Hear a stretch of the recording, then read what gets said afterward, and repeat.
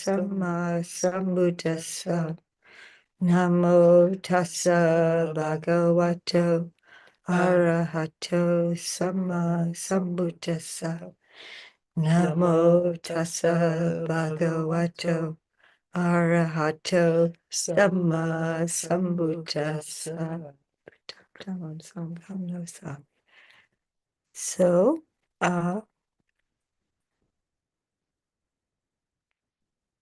go to here. All right. We can do that, yeah. And then when you share, you'll have to switch tabs. Okay, yeah, both should switch tabs. So, And then Zoom.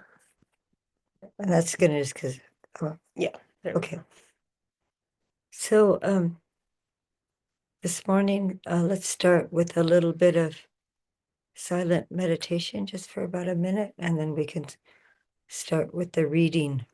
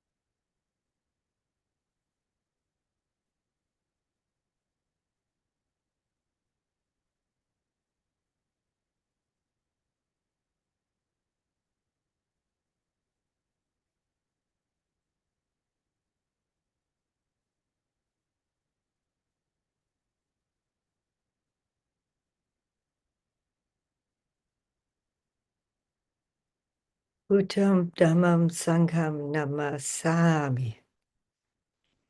So thank you for joining. Alex just popped in. Thank you for coming. Today we're gonna focus on mindfulness or Sati, and I have excerpts from Satipaṭṭhānad, the establishments or foundations of mindfulness or mindfulness meditation. There's a lot of ways that Satipaṭṭhānad is translated, but the idea is bringing our mindfulness to it's for subjects of the body, feelings, mental, or the mind itself, chitta, and the dhammas, which is a phenomena. Well, that's translated a number of ways too. But I'm trying to figure out how to present it in a way that's helpful, not too confusing or complex or intellectual. And so we're going to start looking at some different translations of the basic formula. So, and I would, if people would be willing to rotate reading, you can tell my voice is affected. So Mine too. So if Locke could start us off on the reading and would move around to people, that'd be helpful. yeah, yeah. Anyone who doesn't care to can decline, but if you're willing to, that's lovely too. So then we're going to. You have to do the share. Oh, I have to do the share first. I usually know how to do these things, but There's a little bit of cotton wool up in at least my head. so Yeah. here it is. Okay. So I put together this document. And because we'd been looking at the Indriyas, I'd mentioned the Indriyas here, and that Sati is central, and it touches all the other ones and keeps the other Indriyas in balance. So if you remember that Sada is the first Indriya, which is translated as confidence or faith. Conviction, I guess, is another one. And then Confidence. confidence. It's my fave. And Viriya is energy, and Sati is in the middle, and Samadhi and Panya, collectedness of mind, or settled or stillness of mind, is Sati, and Panya is wisdom or discernment. So Sati is very central, and it's important in our entire lives to try to bring up Sati or mindfulness to our entire day, if possible. That's the ideal, and it's something to work towards. And even remembering that we've forgotten.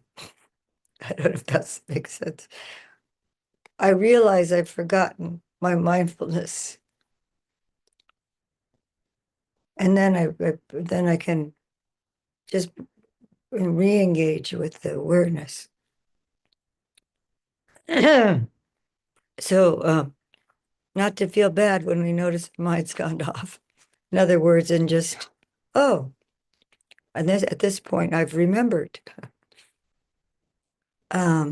So would you like to read this first little bit here? Okay, I could do the first paragraph? But first, Or just, yeah, okay. And where should the faculty of mindfulness be seen? Kata cha bhikkhave satindriyam databang. In the four kinds of mindfulness meditation, chatusu satipaṭṭhānesu. so that's the Satipaṭṭhāna right there. And Chatusu is 4. So, and then as we saw before, this is Bhikkhu Bodhi's translation, both the path factor of right mindfulness and the description of the Satipaṭṭhānas in brief is exactly the same. Locke, would you like to read this first translation? The first paragraph beneath what was just read. Yeah. Okay. I'll put a little. Thank you. Down the green flag. Yeah. Okay. And what, bhikkhus, is right mindfulness? Here, bhikkhus, a bhikkhu dwells contemplating the body in the body, ardent, clearly comprehending, mindful, having removed covetousness and displeasure in regard to the world. He dwells contemplating feelings and feelings, ardent, clearly comprehending, mindful, having removed covetousness and displeasure in regard to the world. He dwells contemplating mind in mind, ardent, clearly comprehending, mindful, having removed covetousness and displeasure in regard to the world. He dwells contemplating phenomena in phenomena, ardent, clearly comprehending, mindful, having removed covetousness and displeasure in regard to the world. This is called right mindfulness. So, we'll see slight differences, and it's basically the same. But I put an underline, body in the body, and this with the Pali, sometimes it's unclear. I forget what this part of speech is, but it's In, would that be locative? in is locative, but then I've seen it as body, as the body. And some people, just the body as a body, or in the body, aspects within the body. And it could be any of that, really. But as you look at the different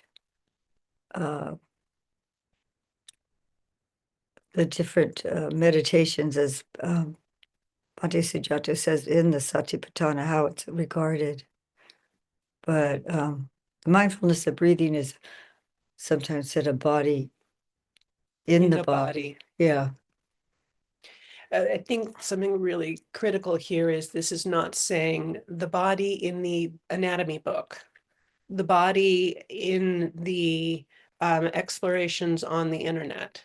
It is an experience of and within the body. It's a practice directive, not a not exclusively a study object. If you never make it into the body with the practice, it's just a scholastic exercise. Right.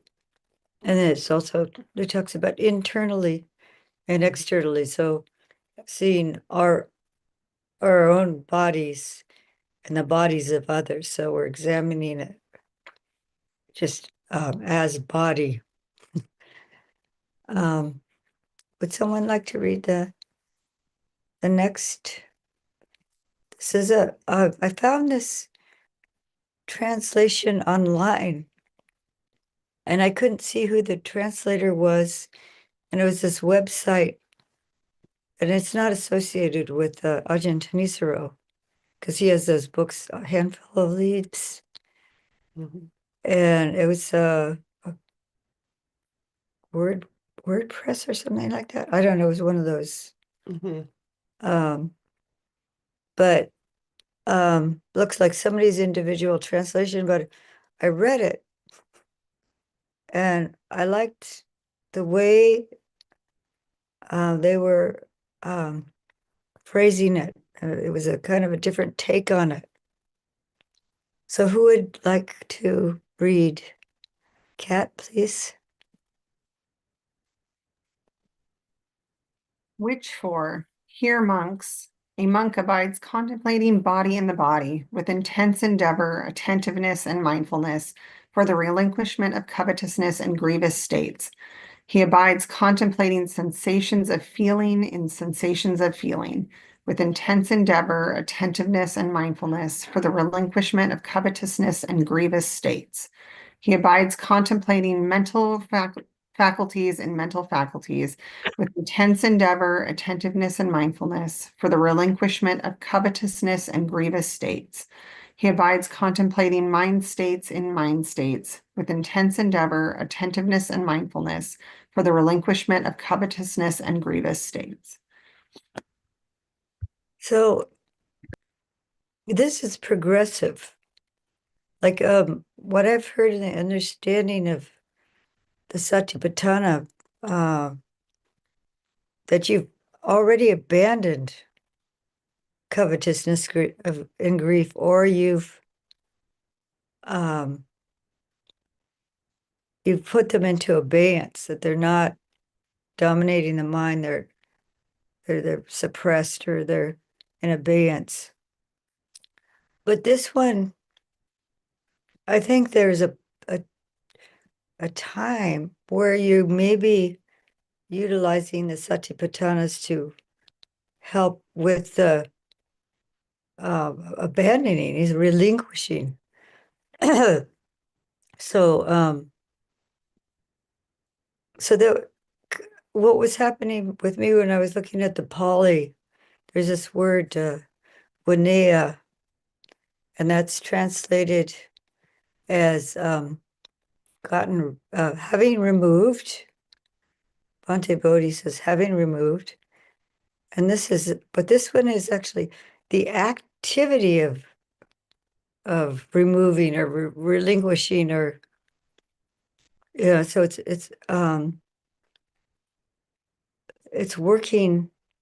Not only are you're utilizing the contemplation, the four uh, foundations or establishments or meditations, to actually be shedding. I mean, I think this is one aspect of the Sati.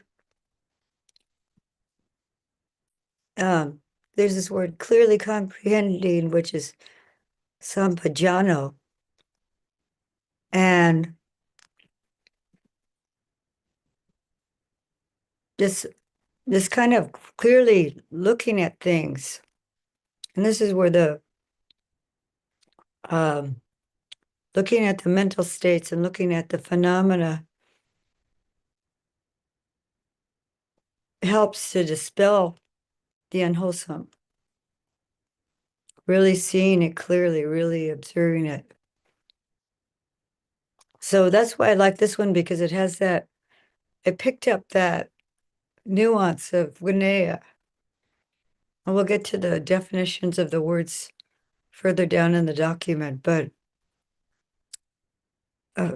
somebody who's had translated the entire Satipaṭṭhānad on their website, so I was able to access this bit. And yeah, so the kind of was because I was looking for different translations and thinking about how we interpret the words, and how the Buddha may be using a word that does have those different nuances that we won't necessarily pick up with an English translation. So this may be like the phase before we're working with the Satipaṭṭhāna, and all four Satipaṭṭhānas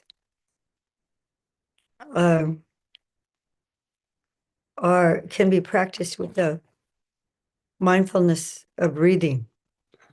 We can accomplish it. So, or we can really focus. I think it may be some of the other practices in the Satipaṭṭhāna can cover more than just the one that it's focused on. So this is Bhante Sujato's, and it also has the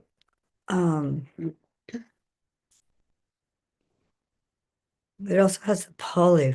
You want me to read it? So unless somebody loves to read Pali, comfortable reading Pali, would you like to read it? I'll do it. Yeah. Okay.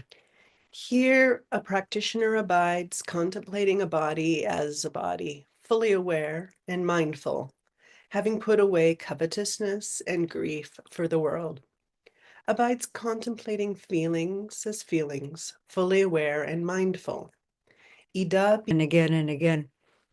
And so that's something we can look at, which is applied, to all four in the introduction, but you don't see the Sampajano explicitly mentioned, except for in one of the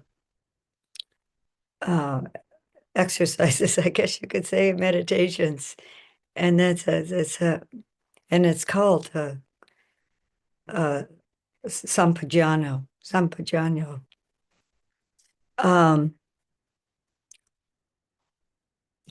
But this is atapi. How would you translate atapi? Oh, my brain's not going right now. Ardent, Yeah. or something. That's Yeah, tapas, the heat, but yeah, I'm not gonna be able to pull out the nuances. okay. It was affected by the Sampagiano is this is related to Panyar, or the Enye. Somehow it's a kind of not here, but the Nya. It is a wisdom faculty. And the Sam is usually like with, and the Pa gives emphasis. So you're really just clear. This is often translated as clear awareness. Bhante Sujato says, it's kind of like fully aware, clear awareness. But this awareness has this aspect of wisdom to it, really discerning. And of course, Satima has to do with Sati. So I think this is one who possesses it. This is one way of possesses the Sati. So one who's fully aware and mindful. Now, how would you translate mindfulness? Sati. How would I translate? How would you explain it? Well, I'm putting her. yeah, Yes. yeah, putting Aya on the spot, and yeah, it's a bit spotty today. I would say that there's the mindfulness. I really need the sampajana with the sati. I need the awareness. I need the kind of alignment of attention. So my attending to it, the qualities of that matter as much as it's not just a blindly staring at. I am grabbing the bag of potato chips. or, Why, I'm aware of the potato chips coming to my mouth. Yeah. But is it, what time of day is it? Yeah, well, I mean, regardless. It's Yeah, it could be worse. It could be a monastic having potato chips at midnight. I'm aware it is midnight. And so for mindfulness, there's also, I love that there's a quality of recollection in sati, that if I'm find myself aware of eating a bag of potato chips, there can be the moment of, wait a minute, isn't it midnight? And the calling back. I'm a monastic. I don't eat potato chips at midnight as part of my discipline. Actually, And I'm just totally picking a random example. It could be staring at squirrels out the window or whatever. So that there's both a quality of recollectedness, and I really appreciate that within sati, the sampajana really comes glued to sati with the quality of attention that the mind has as it is aware. Okay, there's my spot. thank you. That's very good. Yeah, so we also talked about, if there's a kind of mechanical walking meditation, and lifting your foot and foot passing and foot being placed down and shifting the way. You're doing that all extremely mindful, but there's ants running across the path, and you're very mindfully setting your foot down on the ant. I mean, so there's this recollectiveness of, I have precepts. I have precepts, and but the awareness more than just of the body, but what we're actually doing. And we'll get to that more. And there's just this Winaya again. I was talking about. I have it here. There's some weaves, but there's trains, instructs, educates, and joins. And then it talks about of anger curbs, stills, and controls. So this may be why this one translator was having the more active, having gotten rid of, but actually the active relinquishing and the energy going into abandoning the unwholesome. As here's removes, gets rid of. And so Winaya is a preposition. Yeah. See, this is they have it in past tense often, and having had gotten rid of, removing, getting rid of. It depends on how it's the verb form, but most of the translation I've seen is having had removed or gotten rid of. It's Uh, beautiful to hear about that. It's actually in all of the tenses there. If we look at 5, 6, 7, I think it is, we could remove it.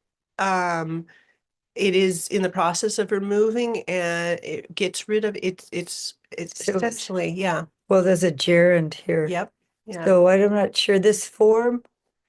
I don't know if this form could be any of these. Well, I mean, it's hard to, we'd have to look at the rest of the sentence structure to see how these parts of speech. So this has it as optative. Mm-hmm. Mm-hmm. Yeah. Yeah. Could or should. Optative is could or should or would. Mm-hmm. It's kind of interesting. Would I remove that? Should. So, yeah, so the action of the bija domana song to the was translated as covetousness and grief, or it could be greed and aversion. The domana sum is afflictive. It's that's translated as grief. I think this is kind of a biblical, trying to make it sound some like a sacred scripture by using kind of more. I don't know what era these words come from, but they're older. So, so here, as I was saying, the Sampajano is explicitly mentioned. This is the one place that it's explicitly mentioned. But I think in all 4 Satipaṭṭhānas, it's also mentioned in the introduction. So Bhante Sujato translates. Okay, so there's just Bhante Jnanamoli translates Sampajanyo as full awareness. It's full awareness. Oops, did I just? Hmm? What did I do? I didn't see it. Okay, I was trying to make it bold. There it is. Full awareness. I'll just read this because it's short. Again, a bhikkhu is one who acts in full awareness when moving to and fro, who acts in full awareness when looking at and looking away. And there's a whole, maybe I should have taken the whole thing. But it's all your activities when you're getting dressed and going, or this is particularly for going for alms.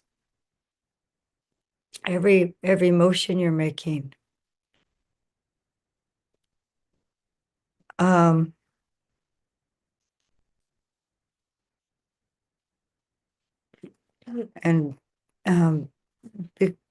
Bhikkhu Bodhi, I don't have his, but do you want to, would someone like to read this little section here? And you can leave out the Pali if you want.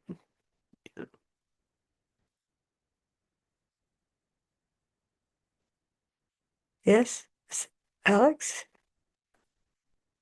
I think someone would, yes.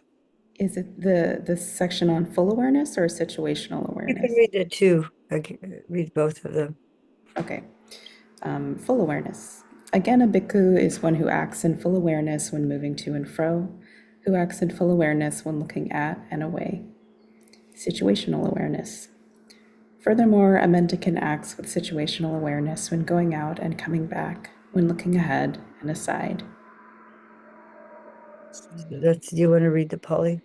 Bhikkhu abhikante patikante sampajanakari hoti alokite vilokite sampajanakari hoti. So that's just is very ellipsed, and there's a whole long repeating with this sampajana kari.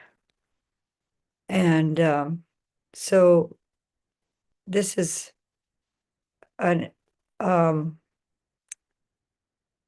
this particular form of mindfulness is emphasized in many traditions of Buddhism. I was a Zen practitioner, and just the full awareness of all your activities throughout the day was very. I wasn't in a Zen temple, but I was a student of a Zen teacher who had a Japanese Zen teacher who trained in Japan and monastery and a Heichi monastery. And so and then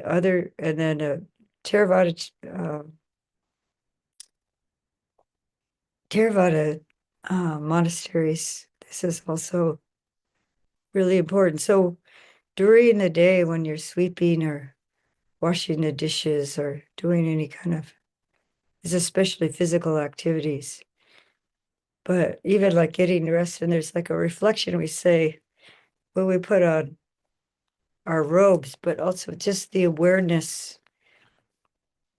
and care for everything that we do. And the Zen temples is like, even like there's little gatas for when you go to the toilet, like little reflections and things. And so to kind of maintain your certain kind of awareness and it's not just mechanical, like I was saying, like if you're sweeping, you're aware with your hands on the broom and the motion of the broom, but also like really taking care that you're actually cleaning. It's not just kind of like wham, wham, wham, wham, wham with the broom. And also caring for other living beings as we're doing this, or other people. There's also bringing in the recollection aspect of Sati into this as well, with the Sampajana. The recollection when it didn't happen. So I remember it was pre-Anagarika. I was with another aspirant and we were reading Bhikkhu Bodhi's translation and the commentary that went with it. And in the commentary, it said, this means that there's a story of the master who moved his hand and reached for something. And then he brought his hand back and he moved his hand and reached for it again. And the student had never seen this happen before. And the master said, I realized I didn't have the mindfulness. And so he repeated the action to build that back in and reassert his mindfulness. And another monastic and I implemented that not just with our own actions, but also in our conversations. So we'd say, can I do a redo? And that can be a social mindfulness, communal mindfulness that helps us to keep our situational awareness, our full awareness in relation as well as within our movements. Yeah, Bhante, thank you Bhante Sujato talks about, that's the reason he translates it as situational awareness, is there's full awareness, but there's this intelligence or wisdom to it. That's what actually is happening.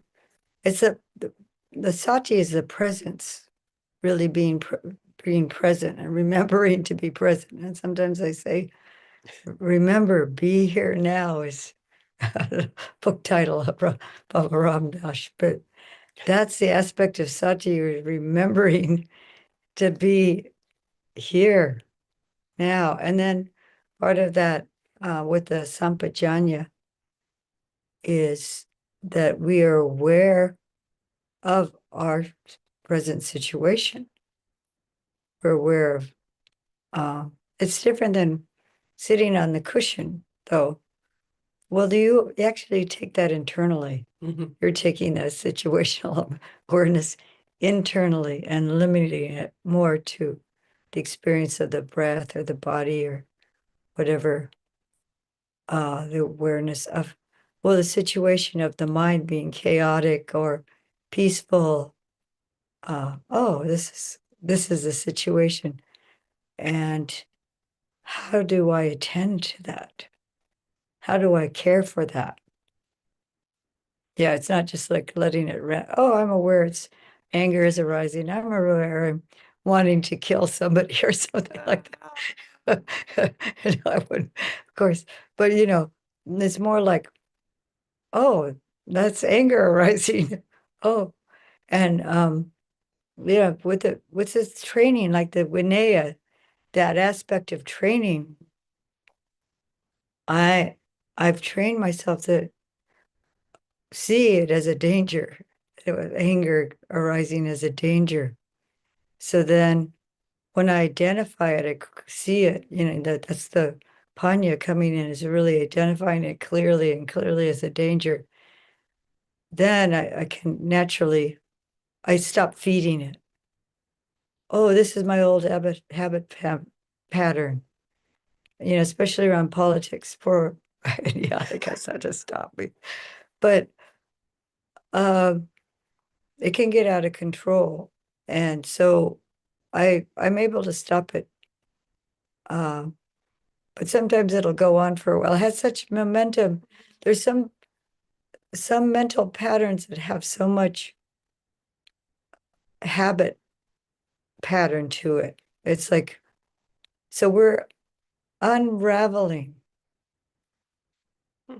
We're the bringing the awareness to it and bringing the awareness to it. I think it was Ajahn Brahmali said, in the midst of craving, you can't stop it. It won't cease. But what he was saying is like it's already there. So it will it can dissipate, but it's not, the mindfulness of it alone is not gonna stop the craving. It'll arise again. It'll dissipate, it'll rise again. But the more wisdom we put to it, and it's going to take this really deep insight to really uproot it. But the mindfulness, the Panya, the Sampajanya, and the Satima are very much linked together. So the Sampajanya is the wisdom faculty that's helping weaken the unwholesome. And then the more we bring up the skillful or wholesome, the kusala dhammas.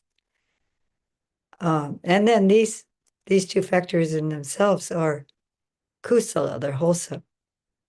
So the more we're working with the sati sampajanya, so these are the wholesome or skillful qualities gaining strength, and then they're weakening.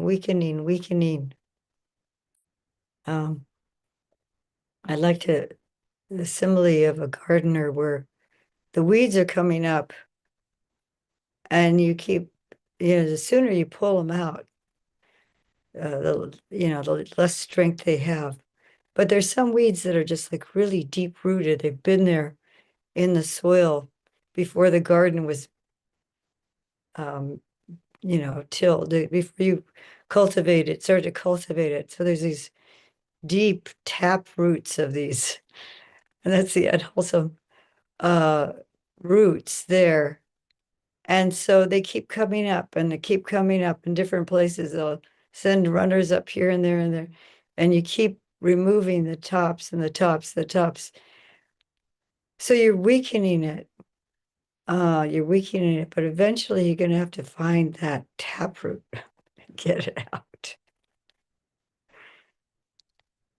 And then, yeah, so until we've fully gotten the roots out, we're going to still be dealing with, but they diminish. I've noticed with it for myself that my anger, as when I was a layperson and I started working with my anger, it was mostly internalized,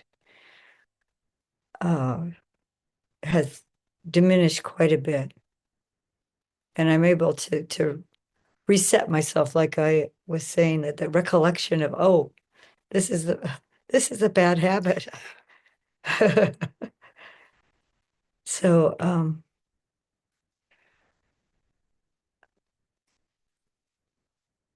so that's the Sampajanyo and the so I have the translations here. Would someone like to read the translations? Just one at a time and pause, and I'll may say something about it. Kat? You Where am I starting, Aya? can start with Satima. Okay. Number 1, adjective, mindful, fully present, attentive. Literally. Literally, I was like, literature? Literally, having memory quality. Number 2, adjective, having a good memory with excellent recollection. Literally, having memory quality. So this is interesting how that's all that's spoken about with Satima, except for there was something about 100th was the actual first track. So yeah, so the just mindful, fully present, attentive, and then the good memory aspect. As we were speaking about already. And could you read the Sampajana? Adjective, clearly aware, fully knowing, completely comprehending. Number 2, adjective, intentional, deliberate, purposeful. Literally, clearly aware. So that's really beautiful. I like that. And you see, here's the Nya, which is related to Panya, wisdom. All the many of the wisdom factors have that Nya in it. And then the last one. Adjective, attentive to, alert to, mindful of, cultivating attention with regard to. This is Sampajana Kari.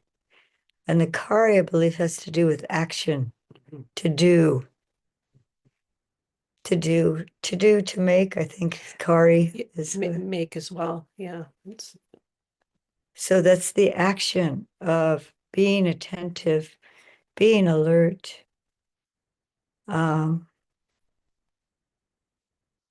It's the causative part of it. It's we're causing, we're taking initiative, we're acting, and acting from and with a clear comprehension. So it's the results of our Sati Sampajano, and it's also the act of Sati Sampajano.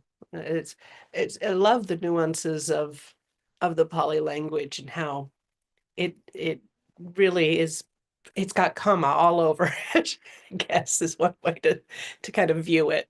And I'm definitely not a Pali scholar. This is just how it works in me.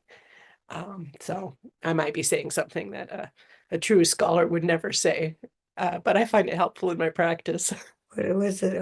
Artistic license? Yeah, yes, take me with artistic license. Yeah, so neither of us are scholars, but we have our hearts into the study of it. We're students, baby. Yeah. So we don't really have time to go into the sutta, but we have on the 5 aggregates, just how at the point of, I think this is at the point of having abandoned covetousness and grief, or greed and aversion.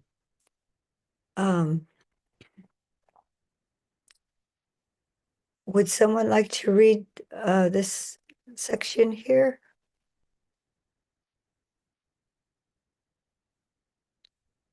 Alex?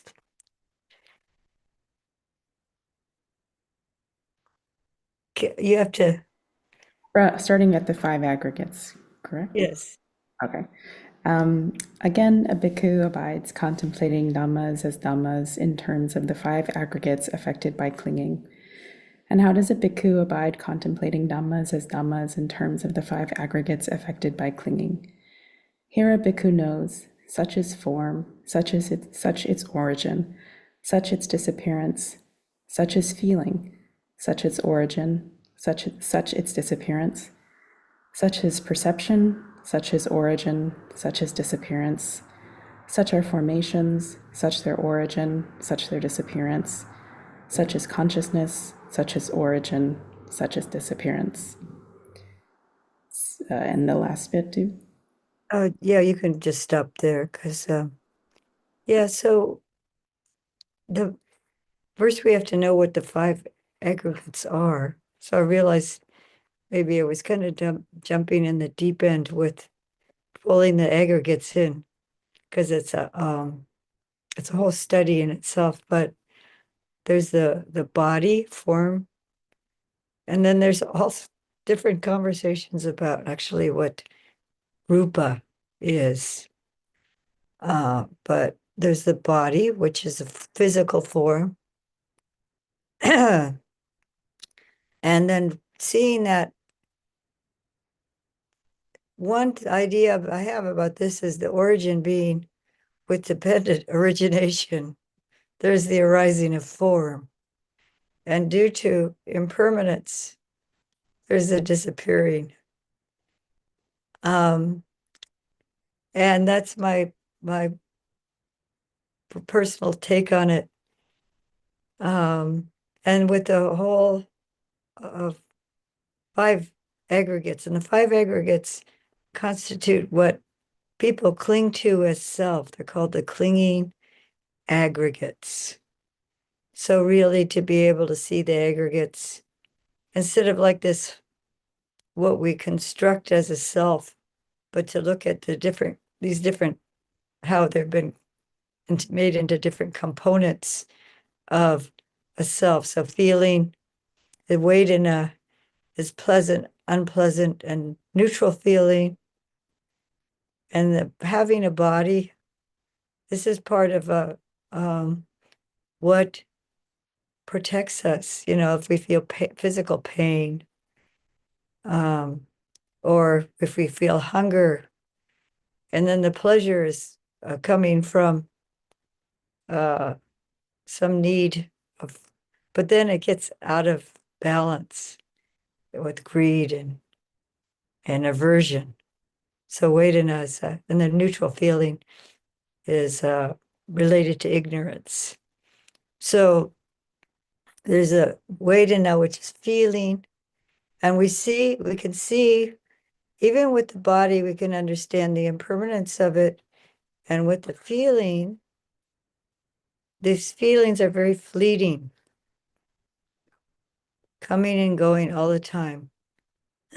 So this is one of the Satipaṭṭhānadas is Vedana, actually, along with the body.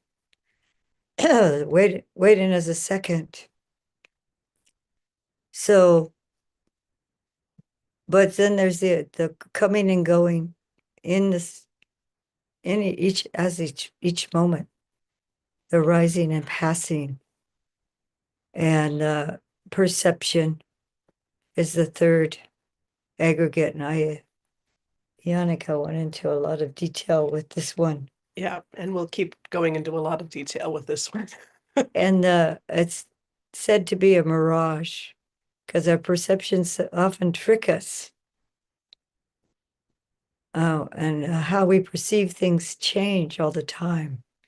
And there's a whole simile of the snake in the road and being frightened and then realizing it's actually a rope. Because of perception, we see one thing and then it's actually something else. And so that's always in flux, it's always changing. And these are formations. So this is sankhara, which is very complex. The construction, or it's mental. But Bhattacharya translates this as choices, and there's volitional formations. There's another way of understanding it's volition or will. And this propels us from one lifetime to the next. But we can see how that volition is coming and going all the time. But then we tend to head more in one direction than another, and that's what's going to drive us to one birth or another. Is what if our volitions are out of control, then who knows where we're going to land. And so the origin is dependent origination as well, but we can see the coming and going of how we're impelled. If we're just sitting there, we can see these mental formations or volitional formations rising and passing. And then, did I leave off consciousness? Is that there? Consciousness is there. And such is consciousness, such is its origin. And consciousness is the sixth consciousness related to the six sense bases. So it's the eye, ear, nose, tongue, body, mind, consciousness. So the consciousness that rises at contact. So that is changing all the time. So this is a reflection on impermanence here. So how it relates to mindfulness is that Sati Sampajanya has to be really acute. And we can take one of the aggregates at a time.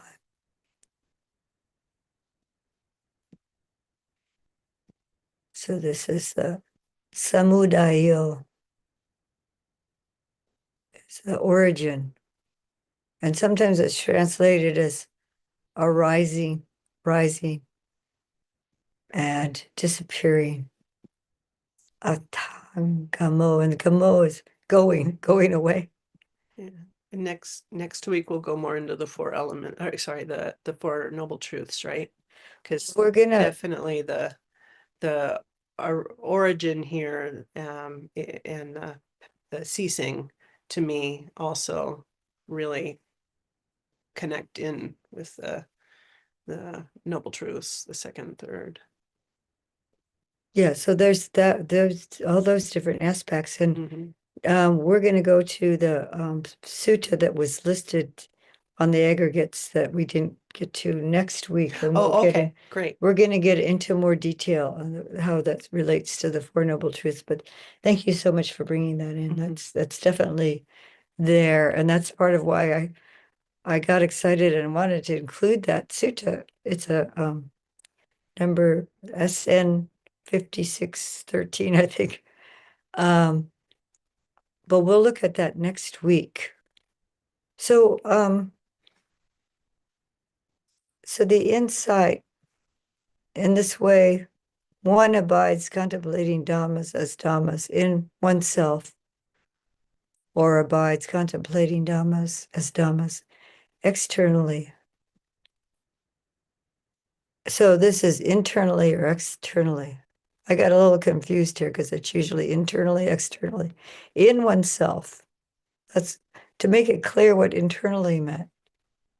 Contemplating Dhamma and Dhammas externally, or abiding, contemplating Dhammas as Dhammas in oneself and externally.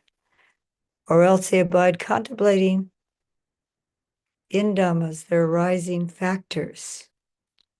Or abide contemplating in Dhammas, their vanishing factors. Or abide contemplating Dhammas, their arising and vanishing factors.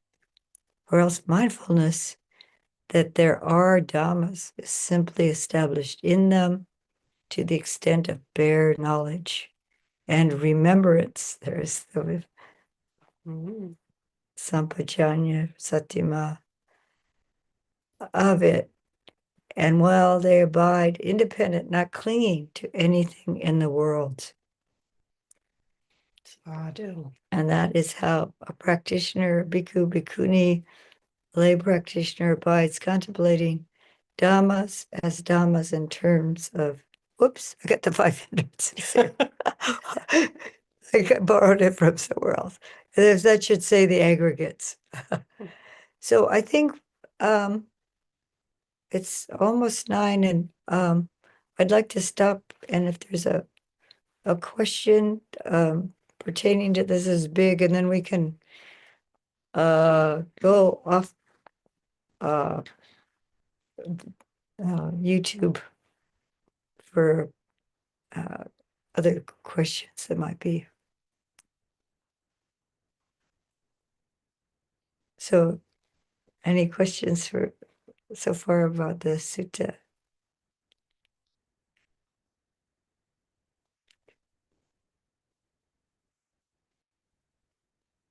Oh, I see a hand. Oh, Alex?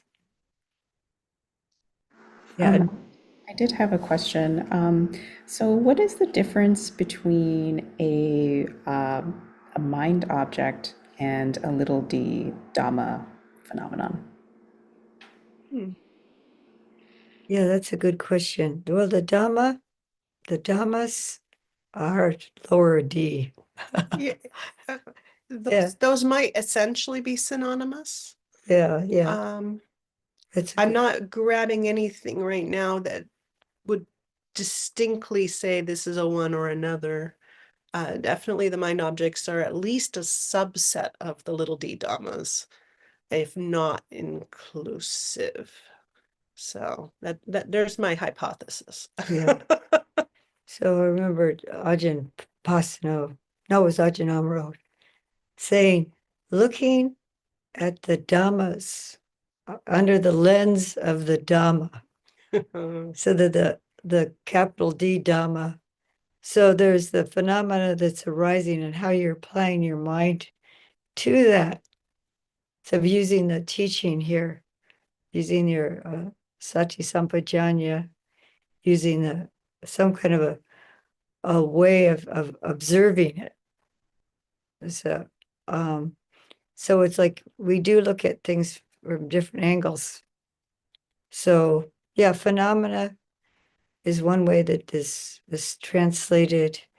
Principles, I think, is Principles, I've heard, yeah. Yeah, some this one just uses the word Dhamma, but it's one of those words that's has so many different meanings in different contexts, but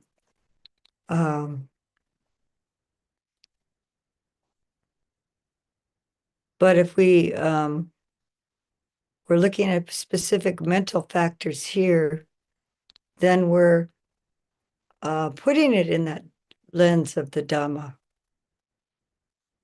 Like I'm really examining my body in terms of unsatisfactoriness or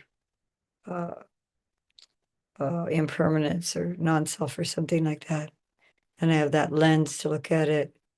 Or seeing it as the four great elements and internally, externally, something like that. So that's putting that lens of the Dhamma of a certain kind of phenomena. But this is specific here. The Dhammas that they're talking about here is five hindrances and the aggregates and sense basis, seeing the eye and forms and the fetter that links the two together. So you're examining it in a specific way. So yeah, forgive us that we just did the kind of little chop shop here with the sutta. So, but that's a very good question, because we could have just focused on one Satipaṭṭhānad or something like that. Or like with the mindfulness of the body, each section is very distinct. So I hope that answers your question. So should we end with, we'll go out of, stop the screen share. There we go. So Something in the chat. Let's see. Okay, yeah, not relevant to the recording, the chat. okay, so we can end with paying respects to the Buddha.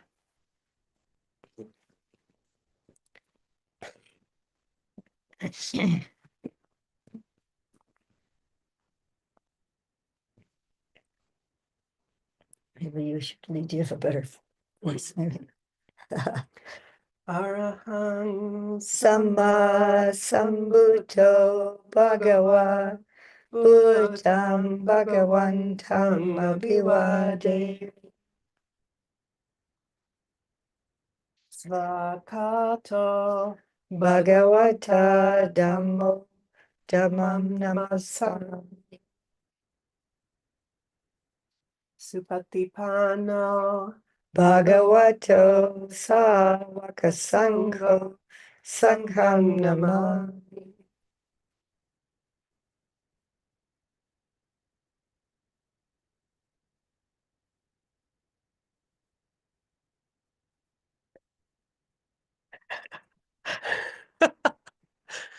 AI is asking if we want to continue our speaking language in English.